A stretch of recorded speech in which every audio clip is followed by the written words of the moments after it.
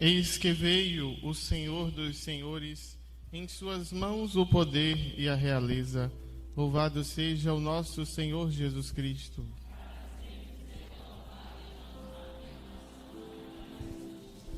Amados irmãos e irmãs, celebramos hoje a solenidade da Epifania do Senhor. Como nós sempre traduzimos esta palavra, já conhecemos, a Epifania significa manifestação. Uma manifestação para o mundo sobre o nascimento do Salvador, sobre a salvação que vem para todos os povos. Dizer hoje que Jesus é Salvador de todos é algo muito comum e simples e fácil de dizer. Mas neste contexto, tanto do nascimento de Jesus quanto o de São Paulo na segunda leitura, é um absurdo o que Paulo vai dizer, que os pagãos são admitidos à mesma herança. E quem são os pagãos? Todo mundo que não é judeu. Então, a promessa do nascimento do Messias, do Salvador, era para o povo judeu. Eles esperavam o Messias. E o que nós celebramos hoje é justamente isso. A salvação que chega para todos os povos. Os magos representam todos os pagãos, todos os povos que não são judeus. Inclusive nós, que não somos judeus. Chega para nós a salvação, o anúncio do nascimento de Jesus. Então Paulo traz como uma bomba isso na comunidade judaica, e aí vai surgir a divisão entre os cristãos e os judeus, porque Paulo vai dizer, olha, recebi como revelação este mistério, que Deus não revelou aos nossos antepassados, mas agora aos seus santos profetas e apóstolos. Os pagãos são admitidos à mesma herança, são membros do mesmo corpo, são associados à mesma promessa em Jesus Cristo pelo Evangelho. Então, sem essa compreensão de Paulo, o Evangelho, o anúncio de Cristo Salvador, não chegaria aos outros lugares do mundo, porque ia continuar todo mundo concentrando e acreditando que Jesus viria, o Messias viria só para o povo judeu. E assim então, nós celebramos esta grande manifestação do nascimento de Jesus, da salvação para todo o povo. Jesus nasceu para todo mundo. Jesus nasceu para mim, para você.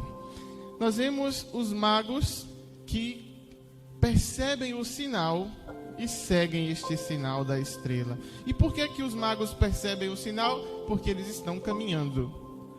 Somente quem está a caminho consegue enxergar os sinais de Deus.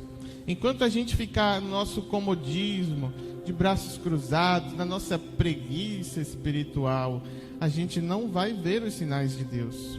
Porque é na busca pelo sinal, é na busca por Deus que Ele vai se revelando a nós. Então, caminhemos.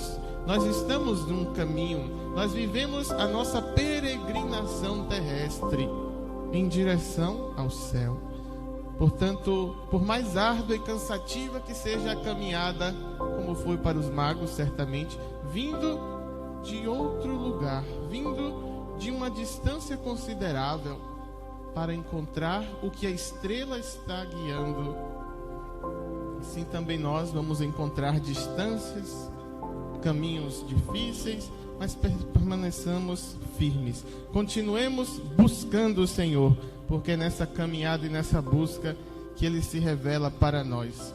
Os magos chegam primeiramente a Jerusalém e vão procurar Herodes. E Herodes e todo o povo fica perturbado. Como assim? Nasceu o rei? Onde está o rei? E Herodes, então, vai chamar todos os mestres da lei, todos os sacerdotes, para saber sobre esta profecia. E eles confirmam tudo. E veja que os magos vão chegar não no dia do nascimento de Jesus. Onde é que eles encontram Jesus? Encontraram Jesus aonde?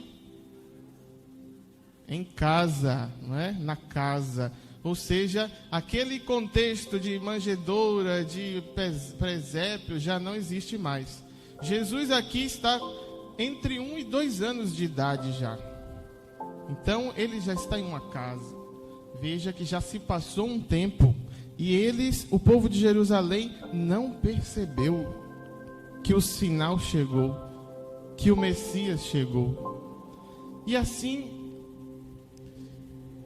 quando os magos chegam até Herodes, Herodes procura saber quanto tempo mais ou menos tem que essa estrela apareceu, que essa profecia vem sendo cumprida. E veja que quando Herodes decide matar as crianças, para assim chegar a Jesus, ele vai mandar matar as crianças de 2 anos para baixo, que era mais ou menos o tempo que Jesus tinha quando os magos chegam. Então, Jesus já tinha nascido há algum tempo. Herodes, o povo de Jerusalém, ninguém sabia, ninguém percebeu. Como muitas vezes Jesus se apresenta à nossa vida e nós também não percebemos. Por quê? Não estamos atentos, não estamos unidos a Ele. Quantas vezes Ele pode aparecer a nós, se colocar no nosso caminho como um irmão necessitado, que precisa de uma ajuda nossa, de um socorro, que bate a nossa porta. Diversas formas Jesus pode se apresentar a nós e precisamos estar atentos para que acolhamos o Senhor, percebendo os seus sinais. E aí então os mestres da lei e os profetas e os sumos sacerdotes vão confirmar. Eles sabem o lugar, sabem qual é a promessa, sabem quem é o prometido, mas eles não se movem. Os magos voltam sozinhos, seguem sozinhos. Eles já sabem a profecia. Os magos anunciam que já o sinal aconteceu e mesmo assim eles não vão até Jesus. A distância entre Jerusalém e Belém era mais ou menos 8 quilômetros. Era como daqui ao shopping da Bahia, por exemplo. Ou seja, uma distância de 8 quilômetros apenas, e eles não se colocam a caminho, mesmo já sabendo que a profecia está se cumprindo, já se cumpriu. Qual é a distância da nossa Jerusalém até Belém? Quais são estes 8 quilômetros da nossa vida que nos distancia do Senhor, que nos distancia da sua vontade, que nos distancia da sua presença, que nos distancia de estar verdadeiramente na sua casa? E a nossa vida, então, deve ser vivida para encurtar a cada dia as distâncias da nossa Jerusalém em direção a Belém. Então, eles sabem de tudo, indicam para os magos onde é o lugar, mas não vão. É como quando podemos nós ensinar a verdade, mas não praticar. Ou muitas vezes a gente ouve alguém dizer assim: já fui coroinha, já fui catequista, mas hoje eu estou afastado. Quer dizer, eu sei, eu conheço, eu fiz uma experiência, eu até aponto às pessoas o caminho, mas eu não vou. Então, estes sumos sacerdotes, estes mestres da lei, indicam: é ali, é em Belém, mas vocês não vão sozinhos. A gente não se move. Então, não nos paralisemos nas distâncias espirituais da nossa alma em direção ao Senhor. Herodes então começa a ter medo, ele tem medo. Olha, o rei todo-poderoso com medo dessa criança tão frágil, que é para ele uma ameaça, mas só na cabeça dele, porque Jesus não vem ser ameaça para nenhum de nós. Quantas vezes temos medo de perder a nossa liberdade, de perder o nosso tempo? Ir para a igreja domingo, eu podia estar fazendo tanta coisa, achando que ser cristão é perda de tempo, que a nossa alegria, nossa vida está sendo vivida de modo mais regrado, mais consumido. Na verdade, Jesus só quer nos trazer a sua companhia, a alegria de estar na sua presença e o principal para o que ele veio, a nossa salvação. Então, nós tenhamos a consciência sempre, Jesus não é ameaça. E o que é que Herodes faz sentindo-se ameaçado? Vai mandar matar depois Jesus. Um comportamento que nós também podemos ter muitas vezes, quando queremos tirar aquela pessoa do nosso caminho, que para nós é uma pedra de tropeço, que para nós é uma ameaça, que pode crescer mais do que eu na minha empresa, que pode se destacar mais do que eu em tal coisa. Então, matamos também com a língua, fazendo fofocas, falando mal, para que outras pessoas tenham um pensamento e uma visão negativa daquela pessoa. Ou também hoje no mundo atual matamos com o dedo, no WhatsApp, escrevendo, mandando mensagens, fazendo intrigas, né? Contribuindo com a imagem do outro para se tornar menosprezada, indiferente pelos demais, excluir. Então, não corramos esse risco de ser como Herodes também. Não julguemos Herodes e façamos a mesma coisa, matando aqueles que para nós, na nossa cabeça, é nosso inimigo, porque o nosso único inimigo, nos diz a palavra de Deus, é o diabo. Então os magos, eles vão continuar. Já disseram que é em Belém, beleza, obrigado pela informação, vamos seguir. Vocês fiquem aí, não quer ir?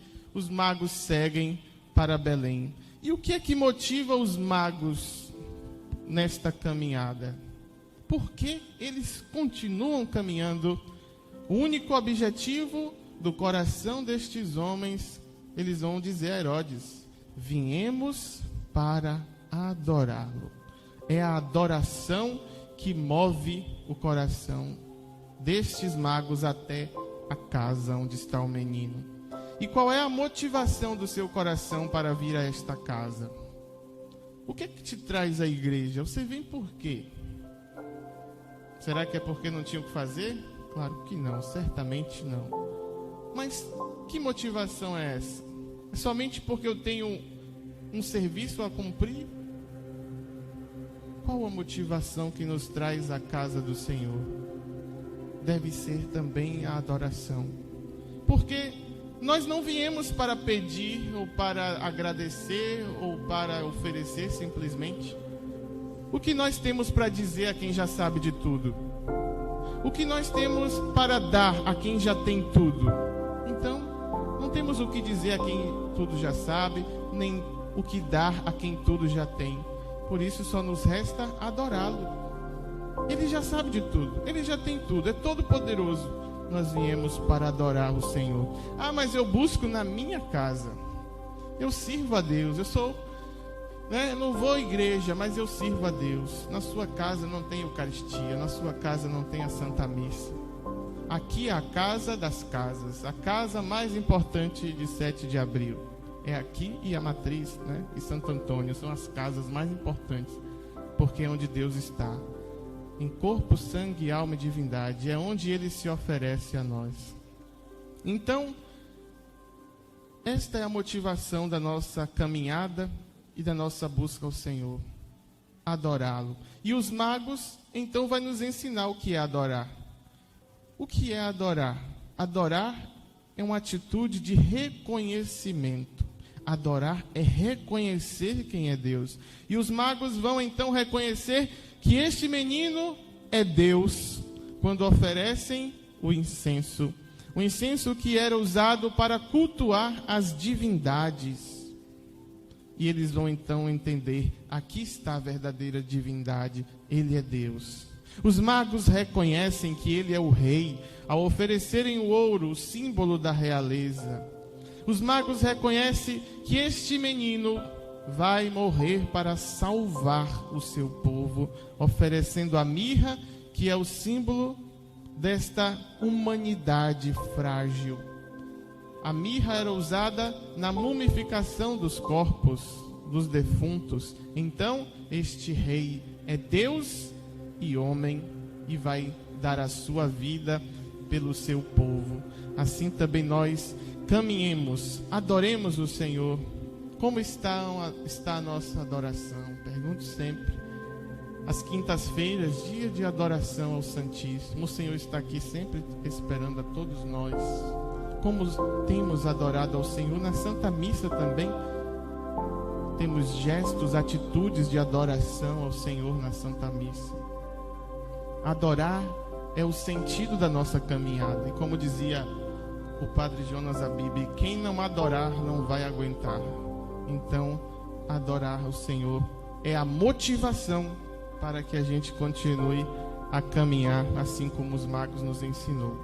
Então, nós estamos nesta última semana do tempo do Natal, onde nós reconhecemos verdadeiramente a visita de Deus à humanidade, para que nesta humanidade que Ele assume, Ele torne divina esta humanidade. Eleva ao céu pelo Filho Jesus a nossa humanidade, tornando-a divina, como vamos ver no prefácio da missa de hoje. Nesta troca, nós ganhamos sempre, porque Ele já é Deus, não precisa de nada, mas Ele redime, Ele diviniza a nossa pobre e frágil humanidade. São Gregório Magno vai nos dizer que, dando Deus a sua divindade, recebendo a nossa humanidade, Ele nos dá o que é força, a sua divindade, e recebe de nós o que é fraqueza, a nossa humanidade. E nós rezamos e colocamos isso como mistério a cada missa. O mistério do Natal é esse. E cada missa nós fazemos isso. Quando o padre coloca uma gota de água no vinho, a água simboliza a nossa humanidade e o vinho a divindade de Deus. E aí o padre reza: pelo mistério desta água e deste vinho, possamos participar da divindade do vosso Filho, que se dignou a assumir a nossa humanidade. Deus nos diviniza, não para a gente perecer no castigo eterno, mas para viver com Ele na eternidade do céu. Por isso, nos esforcemos a cada dia. O que nós oferecemos a Deus? Os magos ofereceram ouro, incenso e mirra. O que eu estou oferecendo a Deus para que seja merecedor desta salvação que Ele veio trazer, que Ele garantiu? Como está o oferecimento da minha vida, do meu tempo, do meu serviço, do meu amor a Deus? Quantas vezes se tem pressa ou preguiça de estar na missa, há 1 hora na igreja, sentado, senta, levanta, que nada, demora demais, adoração demora demais, mas eu passo 5, 6 horas numa festa, tá tudo bem. Passo 3, 4 horas numa mesa de um bar, passo 2 horas no estádio de futebol, isso não me incomoda. Mas estar na missa 1 hora, não vou não. A missa demora muito quando o amor é pouco. Por isso nós precisamos saber qual é o sentido de estarmos aqui. Para que nós estamos vindo à casa? E quando a gente vem com o coração ardente em adorar o Senhor, a gente não quer saber mais de nada. A gente esquece tudo. Por isso na missa não tem tempo cronológico, não é?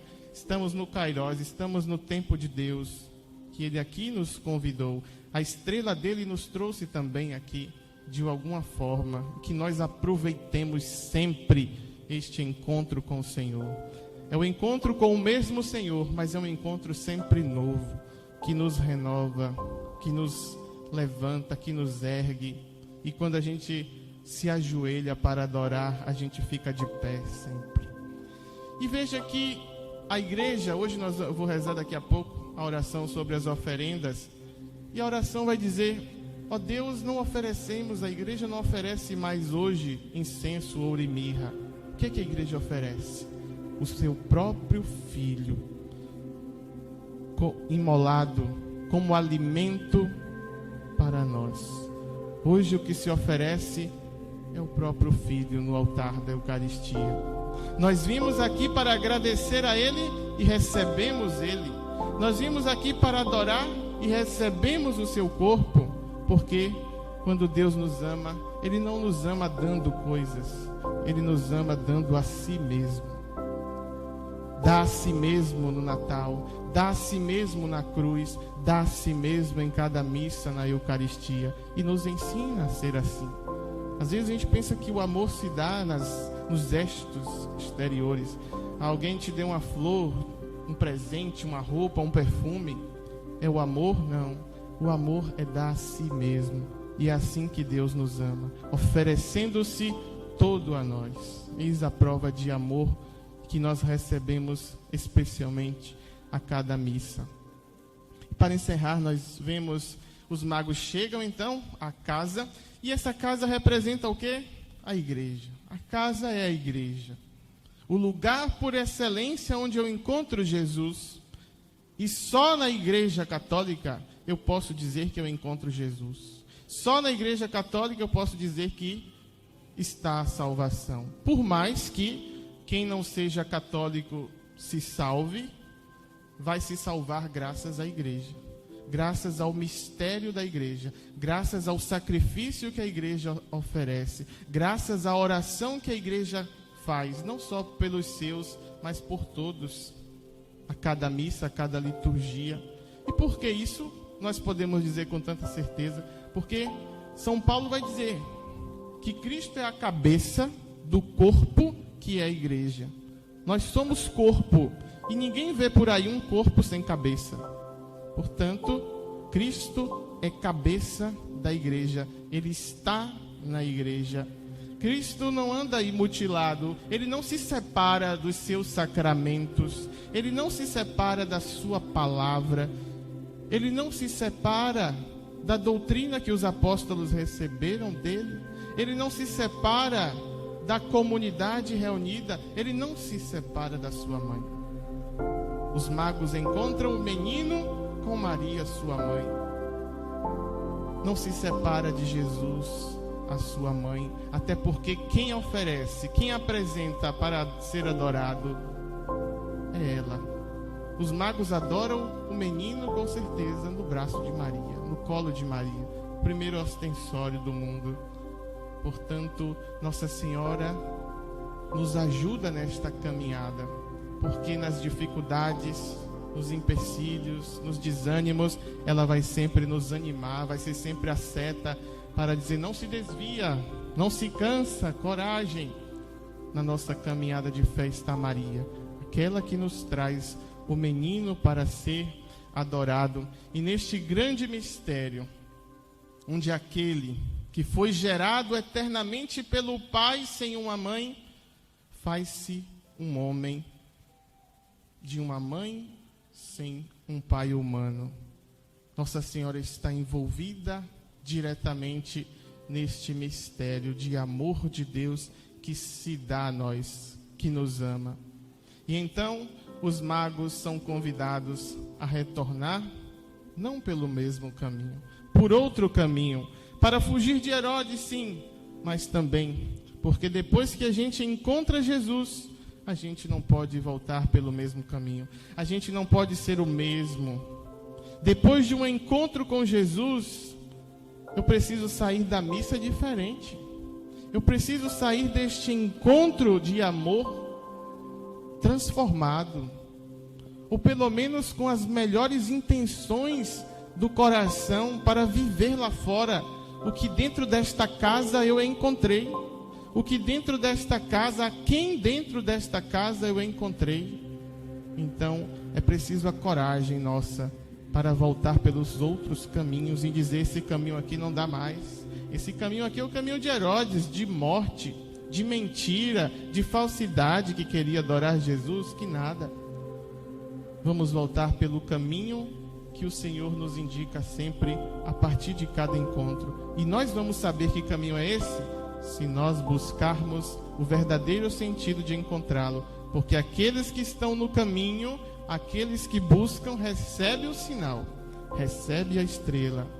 Que nós nos coloquemos sempre a caminho, guiados pela grande estrela que é a Virgem Maria, que nos orienta muito bem. E sejamos também nós uma epifania, que a nossa vida lá fora, para o mundo, manifeste o nosso Senhor Jesus Cristo e todo o seu amor. Louvado seja o nosso Senhor Jesus Cristo.